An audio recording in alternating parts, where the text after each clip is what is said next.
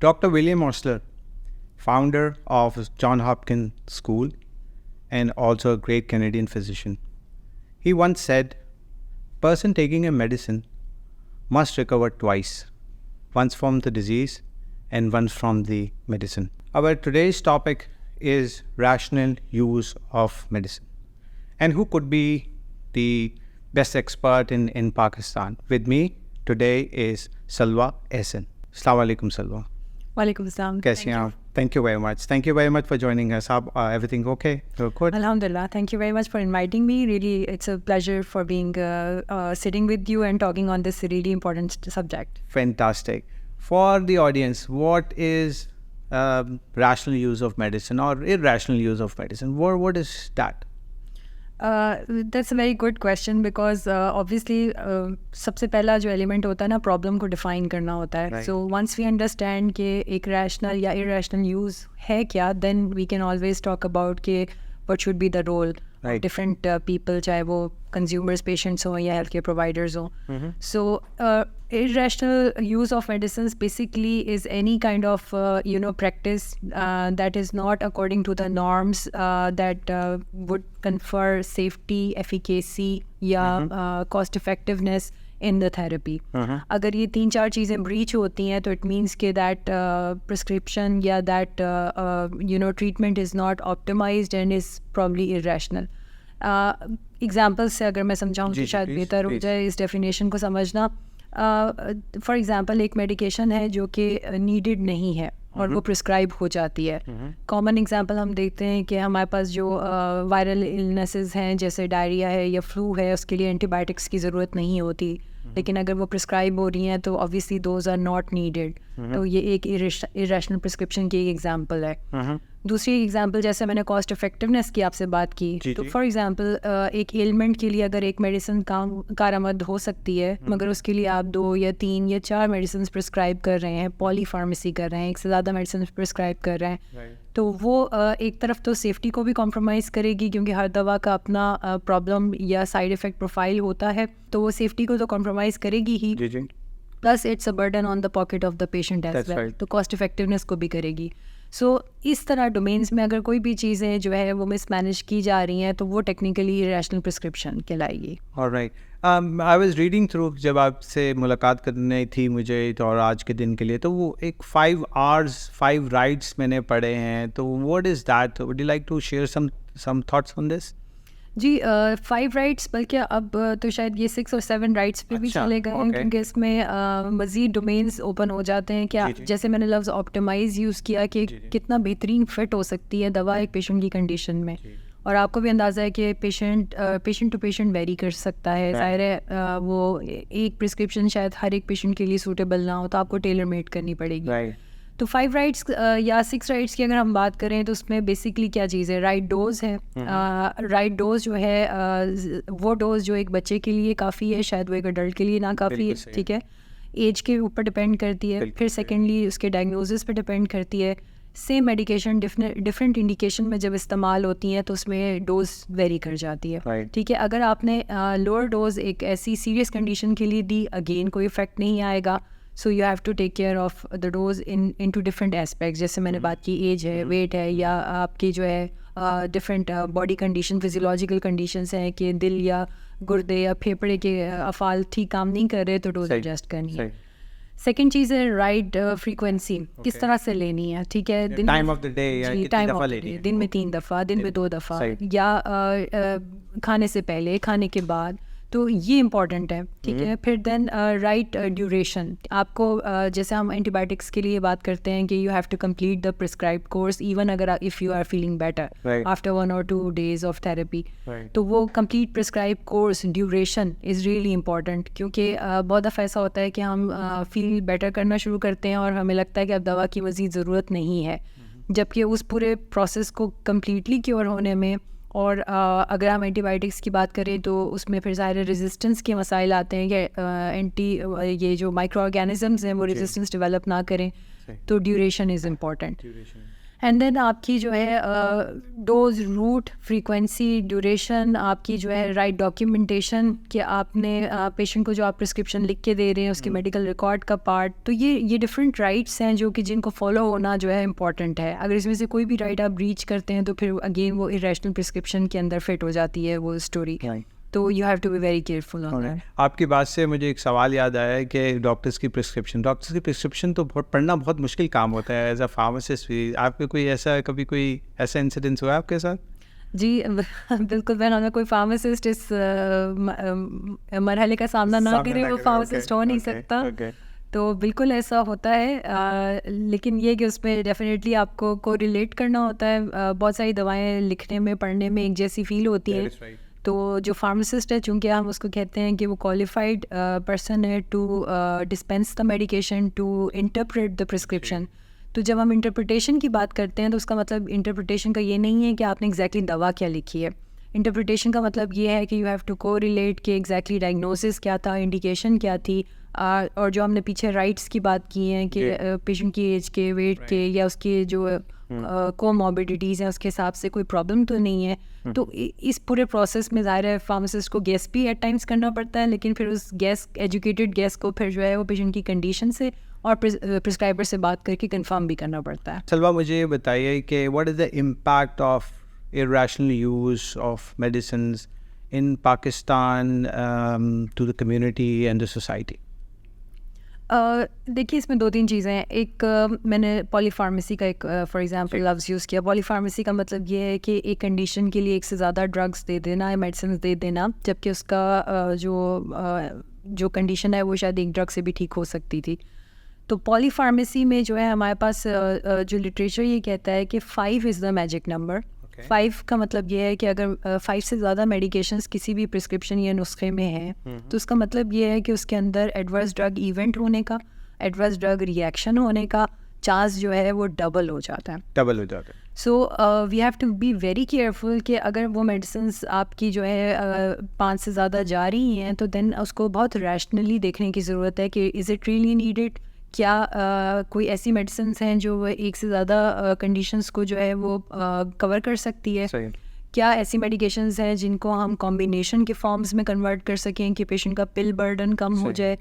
अगर एक पेशेंट को अगर आपने जो है रोज़ाना 10 गोलियां खानी है तो ऑब्वियसली शायद ये एक किसी भी एक प्रॉपर ह्यूमन बीइंग के लिए प्रैक्टिकली कम्बरसम प्रोसेस है. वो स्किप करना शुरू करेगा, वो डोज लेना छोड़ेगा. तो ये प्रॉब्लम्स अगर दुगनी हो जाती है तो you have to curb this कि जी आप ज़्यादा ड्रग्स प्रिस्क्राइब ना करें और डी प्रिस्क्राइब करें, या जहाँ पर ज़रूरत नहीं है वहाँ पर उन दवाओं को बंद करें और उसको जो है पेशेंट को मॉनिटर करें.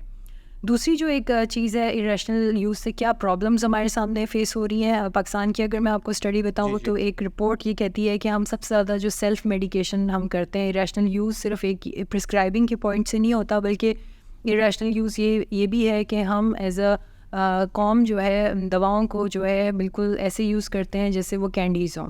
ठीक है, बिकॉज हमारे पास ये तस्वर नहीं है कि हम डॉक्टर को दिखाएं, प्रिस्क्रिप्शन लें और फिर एक क्वालिफाइड फार्मासिस्ट से जाके लें. हमें कोई भी प्रॉब्लम होता है हम खुद मेडिकल स्टोर पे जाते हैं और वो मसला बता के अपनी दवा खुद ले आते हैं. दूसरी तरफ हम ये भी करते हैं कि अगर हमें कोई दवा मुआफ़िक आ जाती है तो हम दूसरों को भी बताते हैं, मैंने यूज़ की थी आप भी करके देखें. तो हम दूसरों को भी वो मशवरे दे रहे होते हैं. तो जो स्टडी है वो ये कहती है कि पाकिस्तान में जो है सेल्फ मेडिकेशन बहुत कॉमन है और उसमें जो सबसे ज़्यादा मिसयूज़ होने वाली कैटेगरी है वो एंटीबायोटिक्स की है.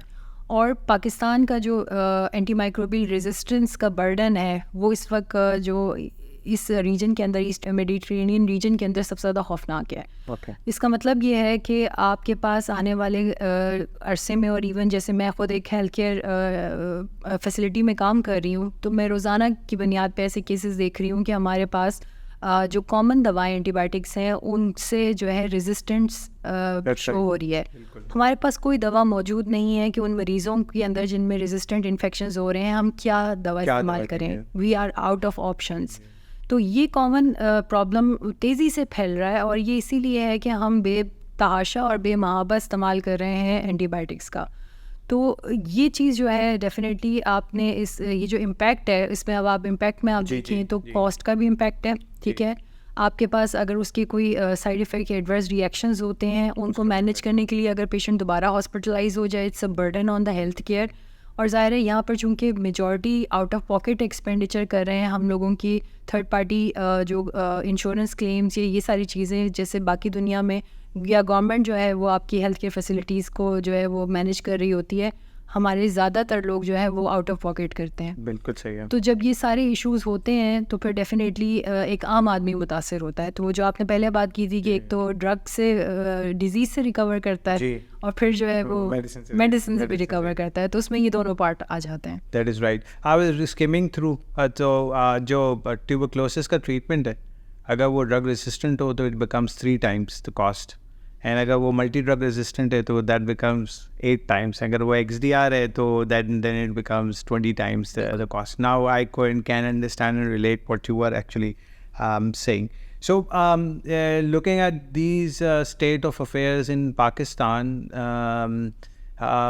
how we can improve this, rather also share some highlights on what is happening in Pakistan. We all know what is happening, but what are the things that really bothers you as a chief of pharmacy at Shifa International Hospital? बिल्कुल, there are certain things that should be controlled and monitored, और उसमें तमाम stake holders का role है। हम ये भी नहीं कह सकते कि गवर्नमेंट को ये करना चाहिए, हम ये भी नहीं कह सकते कि फार्मा इंडस्ट्री को ये करना चाहिए या हेल्थ केयर प्रोफेशनल्स को इस तरह से करना चाहिए, लेकिन ये सब जब तक इस मसले को समझेंगे नहीं और सब अपना अपना इसके अंदर पार्ट प्ले नहीं करेंगे, ये मसला हल नहीं होता। It's a big elephant, no one can eat it in one bite, so everybody has to cut the elephant and eat in small bits, right? Exactly. So इसके अंदर फॉर एग्जांपल देखिए, अब मैंने स्टेक होल्डर्स की बात की है, तो मैं आपको अगर हर एक का एक छोटा छोटा जो कंसर्न, जो आपने कहा कि मुझे क्या चीज़ बॉदर करती है, फॉर एग्जांपल अगर मैं रेगुलेटरी की पॉइंट ऑफ व्यू से बात करूँ, तो जो मिनिस्ट्रीज़ हैं, रेगुलेटरी अफेयर्स हैं, जो रेगुलेटर्स हैं, उनके पॉइंट ऑफ व्यू से जो फ्लो ऑफ मेडिसिन यूज़ है उसको प्रॉपर रेगुलेट होना बहुत ज़रूरी है। सही। जिसमें एक तरफ क्वैक्स हैं, एक अताइयों की भरमार है, जिसमें जो है जो दिल चाहे और जैसे दिल चाहे प्रिस्क्राइब जो भी कर दे, उस पर कंट्रोल नहीं है। दूसरी तरफ वो एक्सेस टू मेडिसिन है जिनको जो अनसुपरवाइज्ड है। मैं आ जाऊँ और फार्मेसी पे या मेडिकल स्टोर पे जो भी दवा तलब करूँ, मुझे आसानी से बगैर प्रिस्क्रिप्शन के दस्तयाब हो जाएगी, ठीक है। वहाँ पे क्वालिफाइड पर्सन नहीं खड़ा जो मुझे गाइड कर सके या मुझसे ये कह सके कि आप इसका जो है वो प्रिस्क्रिप्शन दिखाइए। तो ये चीज़ जो है डेफिनेटली एक रेगुलेटरी पॉइंट ऑफ व्यू से ये इम्पॉर्टेंट है कि ये सिस्टम या मैकेनिज़म्स जहाँ से दवाओं का बेताशा एक्सेस हो रहा है या जो है गलत तरीके से प्रिस्क्रिप्शंस लिखी जा रही हैं, उनको कंट्रोल किया जाए। सही। बिल्कुल उसी तरह अगर मैं फार्मा इंडस्ट्री की फॉर एग्जांपल बात करूं, तो फार्मा इंडस्ट्री का रोल क्या है कि आप जो दवाओं की मार्केटिंग कर रहे हैं उसको एथिकल रखें, क्योंकि इरेशनल यूज़ के अंदर एक बहुत बड़ा फैक्टर जो ग्लोबली हमें पता चलता है वो ये है कि इन्फ्लुएंस ऑन द प्रिस्क्रिप्शन। तो वो इन्फ्लुएंस ऑन द प्रिस्क्रिप्शन जो है वो आपको कंपेल करता है to write those medications, to prescribe those medications even when they are not required, ठीक है। सो अगर वो एथिकल मार्केटिंग फ्रेमवर्क के अंदर आ जाती हैं कंपनीज, हेल्थ केयर प्रोफेशनल्स उसको जो है एथिकल फ्रेमवर्क को फॉलो करते हैं दोनों एंड से, मैं ये नहीं कह रही हूँ कि सिर्फ फार्मा इंडस्ट्री बल्कि हेल्थ केयर प्रोफेशनल्स भी, तो डेफिनेटली वो चीज़ जो है वो बेहतर हो सकती है। That's right. इसके साथ ही जो एक इम्पॉर्टेंट मसला जो जुड़ा है, जो मुझे फील होता है कि शायद we need to really work around it, वो ये है कि एक्सेस टू अनबायस्ड इंफॉर्मेशन। क्योंकि हमारी सोर्स ऑफ इंफॉर्मेशन अगर एक फार्मा रैप है या उसका पब्लिश्ड ब्रोशर ही है और वो बायस्ड है या उसमें कंप्लीट इंफॉर्मेशन नहीं है ड्रग के साइड इफ़ेक्ट्स के बारे में, उसकी वार्निंग्स के बारे में, उसकी उन चीज़ों के बारे में, जैसे ये इंडिकेशन सिर्फ लेबल्ड इंडिकेशन यही है, तो अगर ये इन्फॉर्मेशन कम्प्लीटली नहीं प्रोवाइड की गई तो ज़ाहिर है generally speaking health care professional जो है वो डिट्रैक हो सकता है प्रिस्क्राइब करते हुए, नॉट इंटेंशनली बल्कि बिकॉज इसलिए कि उसके पास वो प्रॉपर इन्फॉर्मेशन मौजूद नहीं थी। तो ये कुछ चीज़ें हैं, और डेफिनेटली फार्मासिस्ट लेवल पे आएँ तो उसमें ड्रग यूटिलाइजेशन रिव्यूज़ हम करें कि क्या दवा कहाँ कैसे यूज़ हो रही है, जो उसकी इंटेंडेड यूज़ है वहाँ हो रही है या नहीं हो रही, इसके यूज़ में कितनी कॉस्ट इन्वॉल्व हो रही है, कहाँ रोकी जा सकती है, मिस यूज़ कहाँ हो रहा है, रोका जा सकता है। तो ड्रग यूटिलाइजेशन रिव्यूज़ बहुत इंपॉर्टेंट है। तो हर स्टेक होल्डर का अपना एक जिम्मेदारी है जो उसको ज़रूर अदा करनी चाहिए. Right. So solution is multi-sectorial involvement and फिर जाके कुछ चीज़ें जो can be reshaped out. आपने बात की drug utilization की. So in your hospital you do this very frequently, or what's the frequency here? Yes, we definitely do. और हमारे पास जिस तरह से जो medications on hit list होती हैं कि किन का drug utilization review करना चाहिए, क्योंकि it's a cumbersome and lengthy process और बहुत meticulously और properly करना होता है, क्योंकि objective ये होता है कि to uncover the areas where the misuse is happening, where the safety is being breached, या जहाँ पर जो है वो cost effectiveness patient की breach हो रही है. ये 3 objectives के साथ आप DURs कर रहे होते हैं, drug utilization reviews. तो हमारी हिट लिस्ट पे वो ड्रग्स होती हैं जैसे एंटीबायोटिक्स हैं, जिनका सबसे ज़्यादा मिसयूज़ कॉमन है, और अगर उनको हम जो है वो कर्टेल ना करें तो वो तेज़ी से हमारे हाथ से जो है वो निकल जाएंगी and they will not be any more effective. तो इसलिए उनकी तरफ तवज्जो देना सबसे ज़्यादा ज़रूरी है. And we do it on at least monthly to quarterly basis. जो हमारी सिलेक्टेड हाई एंड की या ब्रॉड स्पेक्ट्रम एंटीबायोटिक्स हैं उनको हम बहुत केयरफुली और क्लोजली मॉनिटर कर रहे होते हैं ऑन अ मंथली बेसिस. और फिर उसके बाद सेकेंड टियर में वो ड्रग्स आती हैं जो हाई रिस्क मेडिकेशंस हैं, हाई अलर्ट मेडिकेशंस हैं, जिनको आपने किसी स्पेसिफिक प्रिस्क्राइबिंग प्रिविलेजेस के साथ आपने फॉर एग्जांपल अपनी फॉर्मुलरी में रखा हुआ है. एक एग्जांपल मैं आपको देती हूँ कि एक मेडिसिन है जो एपिलेप्सी में यूज़ होती है, और उसका जो मेन इशू या साइड इफ़ेक्ट है वो ये है कि अगर आपने पेशेंट की विजन को जो है मॉनिटर ना किया, बिनाई को मॉनिटर ना किया, तो विजन लॉस हो सकता है. ठीक है, बिनाई जा सकती है.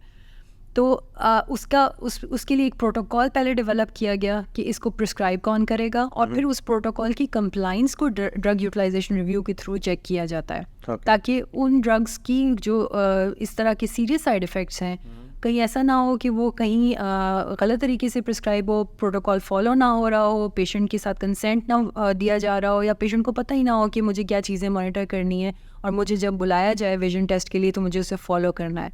तो उन ड्रग्स के ऊपर हम ये रेगुलरली कर रहे होते हैं. So that should be done in other areas as well, other hospitals as well. So ये drug reviews, utilization review for specific category of products, right? देखिए वही मैंने कहा कि देखिए 3 चीज़ें हैं ना. गोल्स क्या है? Effective utilization. अब वो अगेंस्ट अ प्रोटोकॉल भी हो सकती है, अगेंस्ट अ गाइडलाइन भी हो सकती है. दूसरी चीज़ ये है कि उसकी कॉस्ट इफ़ेक्टिवनेस. कोई बहुत कॉस्टली ड्रग है तो आप ज़ाहिर है उसको बहुत प्रॉपर तरीके से यूज़ करना चाहेंगे, ताकि जो हॉस्पिटल हेल्थ केयर फैसिलिटी है उसके ऊपर भी जो है financial burden for the purchasing and maintaining the inventory cost ना पड़े, और पेशेंट को भी नुकसान ना हो. अब एक पेशेंट को अगर 1 लाख रुपए की मेडिसिन प्रिस्क्राइब हो जाती है जबकि उसको नीडेड नहीं थी, तो जस्ट इमेजिन कि it will be really detrimental for the patient. तो हाई कॉस्ट ड्रग्स के ऊपर, हाई रिस्क ड्रग्स के ऊपर, और वो ड्रग्स जिनके साथ कोई स्पेसिफिक यूज़ प्रोटोकॉल अटैच्ड है ताकि उनका मिसयूज़ ना हो, उनके ऊपर तो ज़रूर होना चाहिए. Alright, great.